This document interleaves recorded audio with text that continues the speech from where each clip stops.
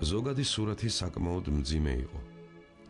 დაცარელებული ტაძრები, მხოლოდ რამდენიმე მოქმედი ეკლესია, ერი, რომელსაც თითქმის აღარ ახსოვს ღმერთის არსებობა, სუფევს ეპოქისათვის დამახასიათებელი სულიერი გულგრილობა. თავისი აღსაყდრების პირველივე დღიდან პატრიარქმა დაიწყო ზრუნვა, რათა ხალხს გაეგო ჭეშმარიტი სიტყვა, უბრალოდ გაეგო სიმართლე. გახშირდა ქადაგებები, ყოველკვირეულად სრულდებოდა პარაკლისები ერისათვის. კიდევ ერთი მტკივნეული საკითხი. მართალია ჩვენმა ეკლესიამ ავტოკეფალია მე-5 საუკუნეში მიიღო, მაგრამ ჟამთასვლაში ეს საბუთი დაიკარგა. ამას დაემატა 1811 წელს ავტოკეფალიის გაუქმება. მიუხედავად იმისა, ქართულმა ეკლესიამ 1917 წელს ავტოკეფალია აღიდგინა, ზოგიერთმა ეკლესიამ, მათ შორის კონსტანტინოპოლისამ, ის არ ცნო. პატრიარქმა თავიდანვე გადადგა თანმიმდევრული და მტკიცე ნაბიჯები ამ მდგომარეობის გამოსასწორებლად, რის შედეგადაც 1990 წელს კონსტანტინოპოლის საპატრიარქომ გამოსცა სიგელი, რითაც აღიარა საქართველოს ეკლესიის ავტოკეფალია.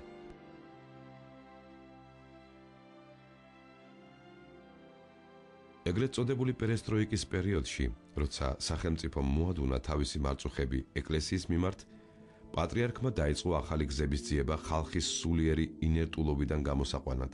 მცხეთაში მოეწყო დიდი ნათლობა მდინარეში. დასაბამი მიეცა წმინდა ნინოს გზას, სამღვდელოებისა და მრევლის ფეხით მსვლელობას ფარავნიდან მცხეთამდე. 10 წლეულობით უეკლესიოდ დარჩენილი ადამიანები დიდი სიხარულით დაეწაფნენ სულიერ საზრდოს. პატრიარქი ცოდნისა და რწმენის შერწყმას ქადაგებს. თბილისში იხსნება სასულიერო აკადემია. ადამიანებს ეძლევათ საშუალება დაეწაფონ საღვთისმეტყველო ცოდნას, რომელსაც ძალუძს ადამიანთა ცნობიერებაში თავდაყირად აყენებული სამყარო თავის წესრიგს დაუბრუნოს. აღსდგა გელათის სასულიერო აკადემიაც.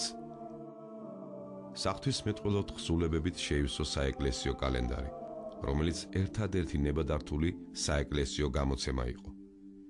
გადაიდგა ნაბიჯები ქართული ხელნაწერების გადასარჩენად. დიდი ყურადღება ექცევა ძველი ქართული საგალობლების შესწავლას.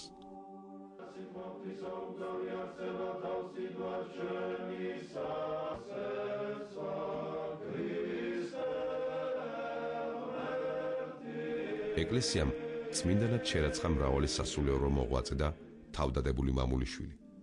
კვლავ დაფასდა ერთგულება ღვთისა და მოყვასისა, აღსდგა მიმქრალი ღირებულებები.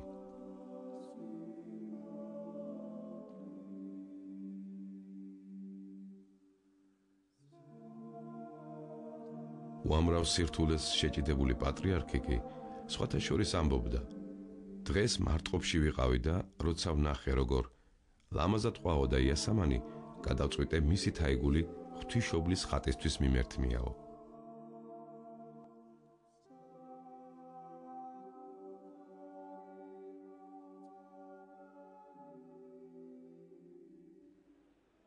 ყველას გილოცავთ ამ დიდებულ დღესასწაულს, ბზობას.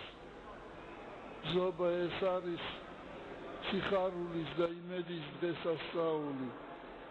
ეს ტოტები ბზისა და ბაიასი, რომელსაც უგებდნენ უფალსა ჩვენსა იესო ქრისტეს, რომელიც ზეიმით შედიოდა იერუსალიმში. ეს ტოტები არის სიცოცხლის სიმბოლო.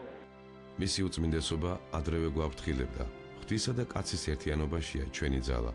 ეს ერთიანობა გვაიძულებს ვიფიქროთ ჩვენი ცხოვრების აზრსა და მიზანზე, რათა იგი არ დაემსგავსოს მთიდან დაგორებულ ლოდს, რომელიც საჭიროებს ისევ და ისევ ზევით აზიდვას, რომლის შეჩერება და უკან დაბრუნება დიდ სულიერ დაძაბულობასა და ტანჯვასთანაა დაკავშირებული.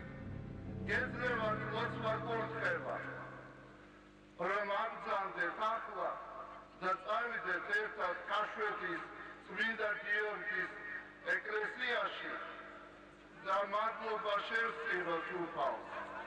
არა!